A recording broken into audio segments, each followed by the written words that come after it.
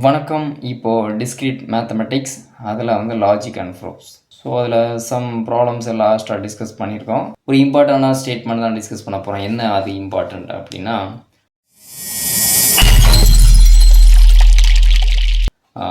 De Morgan law, state and prove De Morgan law. De Morgan லானா ஏற்கனவே நம்ம அந்த ஈக்குவலன்ட் ரிலேஷனில் பார்த்துருப்போம்.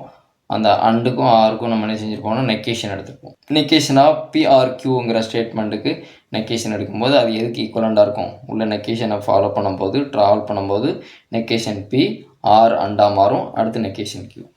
அதே மாதிரி அண்டில் நெக்கேஷன் பி அண்டு ஆராக மாறும், நெக்கேஷன் கியூ. இது வந்து ஜென்ரலாக நம்ம ஆல்ரெடி டிஸ்கஸ் பண்ணிட்டோம். இது என்ன செய்யலாம் சொல்லியிருக்காங்க அப்படின்னா, இந்த ஸ்டேட்மெண்ட்டை ப்ரூவ் பண்ண சொல்லியிருக்காங்க. ப்ரூவ் அப்படின்னு சும்மா எதுவுமே சொல்லாமல் எப்படி சொல்லிட்டாங்க அப்படின்னா, நம்ம என்ன செஞ்சிடலாம் அப்படின்னா, நமக்கு என்ன மெத்தட் தெரியுமோ அதை யூஸ் பண்ணலாம். ஒன்று யூஸிங் ட்ரூத் டேபிளை யூஸ் பண்ணி நம்ம சால்வ் பண்ணலாம், அல்லது ட்ரூத் டேபிள் இல்லாமல் லா யூஸ் பண்ணியும் நம்ம சால்வ் பண்ணலாம். சரி, இப்போ நம்ம ட்ரூத் டேபிளை எப்படி யூஸ் பண்ணுறது அப்படிங்கிறத நம்ம மட்டும் ஃபஸ்ட்டு பார்க்கலாம். ரைட், இப்போ ஃபஸ்ட்டு ஸ்டேட்மெண்ட் எடுக்கலாம். Negation of P or Q is equivalent to negation P and negation Q. நல்லா இங்கே வச்சுக்கோங்க, இது ஈக்குவலண்ட் ரிலேஷன். அப்போ ஈக்குவலண்டாக இருந்தால் இந்த ரெண்டு காம்பவுண்ட் ப்ரொபோஷனுக்கு பை கண்டிஷனல் எடுத்துட்டீங்க அப்படின்னா அந்த பை கண்டிஷனல் டாட்டாலஜின்னு சொன்னால் போதும். அப்படி தானே ஆல்ரெடி படிச்சிருக்கோம், அப்படி தானே நம்ம படிச்சிருக்கோம். ஈக்குவலண்ட்னு சொன்னால் நம்ம என்ன சொன்னால் போதும், அந்த ரெண்டு ஸ்டேட்மெண்ட்டுக்கு பை கண்டிஷனல் எடுத்துகிட்டு அது டாட்டாலஜின்னு சொன்னால் போதும். சரியா? ரைட். இப்போ லெஃப்ட் சைடில் என்ன இருக்குன்னா பிஆர்கியூ, அதுக்கு நெக்கேஷன் கண்டுபிடிக்கிறீங்க. அடுத்து நெக்கேஷன் பி அண்ட் நெக்கேஷன் கியூ கண்டுபிடிக்கிறீங்க. இந்த ரெண்டுக்கும் பை கண்டிஷன் கண்டுபிடிக்கிறீங்க. இவ்வளோ தான் விஷயம். இப்போ ஃபஸ்ட்டு ட்ரூத் டேபிளுக்கு நம்ம எத்தனை டிஃப்ரெண்ட் டைப் ஆஃப் ப்ரொபோசிஷன் இருக்குது அப்படின்னு பார்த்தீங்க அப்படின்னா பிக்யூ. இப்போ மொத்தம் எத்தனை இருக்குது? ரெண்டு தான். 2 இருந்துச்சுன்னா நம்ம எத்தனை நம்பர் ஆஃப் ட்ரூத் வேல்யூ எடுப்போம்? 2/2 நம்பர் ஆஃப் ட்ரூ வேல்யூ. அப்போ 4னா அதில் பாதி 2 நம்ம என்ன செய்யணும்? அந்த ட்ரூ வேல்யூவை அசைன் பண்ணணும். 2 ட்ரூ 2 ஃபால்ஸ். கியூவில் எடுக்கும்போது அதில் பாதி 2னா இங்கே 1 true 1 false, 1 true 1 false. So இந்த ஆர்டரில் நீங்கள் எடுத்துட்டீங்க அப்படின்னா அடுத்து என்ன தேவைங்கிறத பார்க்கணும். இல்லை என்னெல்லாம் தேவை இருக்குப்பா? நெக்கேஷன் பி கண்டுபிடிக்கணும், அடுத்து நெக்கேஷன் கியூ கண்டுபிடிக்கணும், அடுத்து பிஆர்கியூ கண்டுபிடிக்கணும், அடுத்து நெக்கேஷன் பிக்கும் நெக்கேஷன் கியூக்கும் அண்டு கண்டுபிடிக்கணும். இவ்வளோ விஷயம் இருக்கு இல்லையா? ஒவ்வொன்றா கண்டுபிடிக்கலாம். அப்போ ஃபஸ்ட்டு நெக்கேஷன் பி வரிசை கிடைக்கோங்க. நெக்கேஷன் பி, நெக்கேஷன் கியூ, அடுத்து பிஆர்கியூ, அடுத்து பிஆர்கியூக்கு நெகட்டிவ், அடுத்து நெக்கேஷன் பிக்கும் நெக்கேஷன் கியூக்கும் அண்டு ஆப்ரேஷன். அடுத்தபடியாக இது ரெண்டுக்கும் பை கண்டிஷன். ரைட். இப்போ நெகேஷன் பின்னா என்ன அர்த்தம்? இங்கே ட்ரூ இருந்தால் ஃபால்ஸ், ட்ரூ இருந்தால் ஃபால்ஸ், ஃபால்ஸ் இருந்தால் ட்ரூ. அதான் நெகேஷன், ஆப்போசிட்டாக சொல்கிறது. இதே சேம் கியூக்கு நெகேஷன் கியூன்னு என்ன இருக்கணும்? என்ன அர்த்தம்? இங்கே ட்ரூ இருந்தால் ஃபால்ஸு, ஃபால்ஸ் இருந்தால் ட்ரூ. இதே ஆர்டரில் நீங்கள் எடுத்துக்கணும். நெகேஷன் உங்களுக்கு ஈஸி தான். அடுத்து பிஆர்கியூ கண்டுபிடிக்க போகிறோம். ஆறுனாலே எதிரா சாய்ஸ், ஏதாவது ஒன்றில் ட்ரூ இருந்தாலே ட்ரூ தான். இங்கே ரெண்டுலேயுமே ட்ரூ இருக்குது, ஒரு ட்ரூ இருக்குது, ட்ரூ தான், ஒரு ட்ரூ இருக்குது, ட்ரூ தான். ரெண்டுலேயுமே என்ன இல்லை? ட்ரூ இல்லை. அப்போ ஃபால்ஸ். இப்போ அடுத்து என்ன பண்ணணும்? அந்த பிஆர்கியூக்கு நெகேஷன் எடுக்கணும். நெகேஷன் எடுக்கணும். இந்த பிஆர்கியூக்கு நெகேஷன்னா ட்ரூனா ஃபால்ஸ், ட்ரூனா ஃபால்ஸ், ட்ரூனா ஃபால்ஸ், ஃபால்ஸ்னா ட்ரூ. இந்த டேர்முக்கு அப்படியே நெகேஷன் எடுத்துருக்கோம். அப்போ லெஃப்ட் சைடு கண்டுபிடிச்சிட்டோம். இதான லெஃப்ட் சைடு. அதை என்ன செஞ்சுக்கோங்க அப்படின்னா ஏ அப்படின்னு எடுத்துக்கோங்க. அடுத்து is biconditional to right சைடில் இருக்கக்கூடிய ஸ்டேட்மெண்ட்டை பி அப்படின்னு எடுத்துக்கோங்க. என்ன இருக்குது? Negation P and negation Q. இந்த ரெண்டையும் நம்ம இப்போ லைவில் எடுத்துக்கலாம். அண்டுனாலே ஸ்ட்ரிக்டான கண்டிஷன், ரெண்டுலேயுமே ட்ரூ இருந்தால் தான் ட்ரூ. சொல்லியிருக்கேன் இல்லையா? இன்டர்செக்ஷன்னா காமன் எலமெண்ட் இருக்கணும் அப்படின்னு.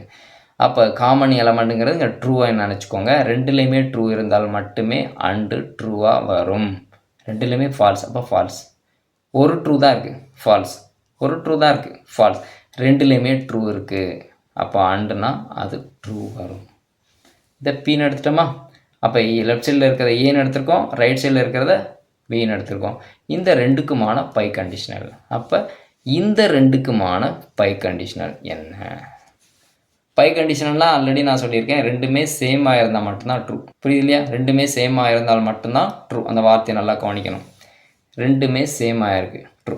அது ட்ரூவாக இருந்தாலும் சரி, ஃபால்ஸாக இருந்தாலும் சரி, ரெண்டுமே சேமாக இருக்கணும். ஏன்னா ஃபார்வேர்ட்லேயும் பேக்வேர்ட்லேயும் நம்ம கண்டுபிடிக்கும் போது மீனிங் மாறக்கூடாது. FF same true, FF same true, FF same true, TT same true.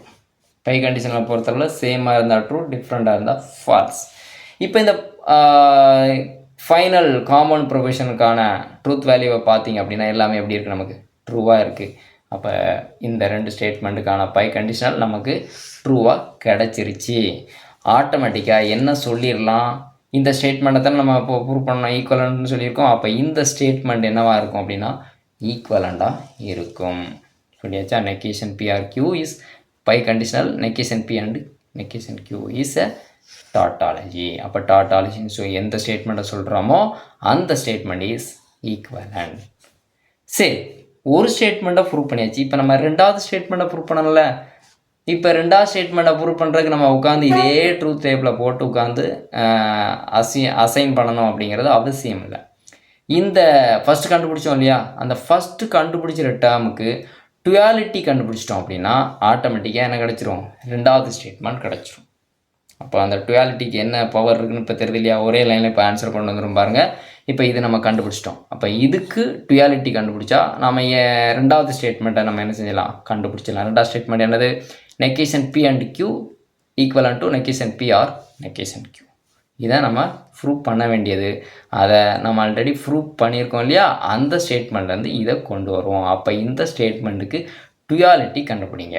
அப்போ இந்த ஸ்டேட்மெண்ட்டுக்கு டுயாலிட்டிங்கிறது என்ன வரும், நெகேஷன் எதுவும் மாற போகிறதில்ல. ஆறுங்கிறது அண்டாக மாறும், அண்டுங்கிறது ஆறாக மாறும். வந்துருச்சு இல்லையா, ஆட்டோமேட்டிக்காக உங்களுக்கு வந்துருச்சா? என்ன ப்ரூவ் பண்ண போகிறீங்க, இதைத்தானே ப்ரூவ் பண்ண போகிறீங்க. அப்போ இந்த ஸ்டேட்மெண்ட்லேருந்து நம்ம என்ன செஞ்சாச்சு, இந்த ஸ்டேட்மெண்ட்டை கொண்டு வந்தாச்சு. அதாவது ஜஸ்ட்டு டுயாலிட்டி, அண்டு ஆறாக மாறும், ஆறு ரெண்டாக மாறும். டுயாலிட்டிங்கிறது ஆட்டோமேட்டிக்காக நமக்கு கிடச்சிருச்சா, ஒரே லைனில் ஆன்சர் கிடச்சிருச்சா? ஸோ இப்படி தான் வந்து டுயாலிட்டியை நம்ம என்ன செய்ய போகிறோம்னா அப்ளை பண்ண போகிறோம் ஃபர்தராக இருக்கக்கூடிய ஸ்டேட்மெண்ட்டில். ஸோ இந்த வீடியோ உங்களுக்கு கண்டிப்பாக புரிஞ்சிருக்கும்னு நினைக்கிறேன். இதில் ஏதாவது டவுட் இருந்துச்சுன்னா கமெண்ட் செக்ஷனில் வாங்க. அதுக்கான ஆன்சரோட நெக்ஸ்ட் வீடியோவில் சந்திக்கிறேன். நன்றி, வணக்கம்.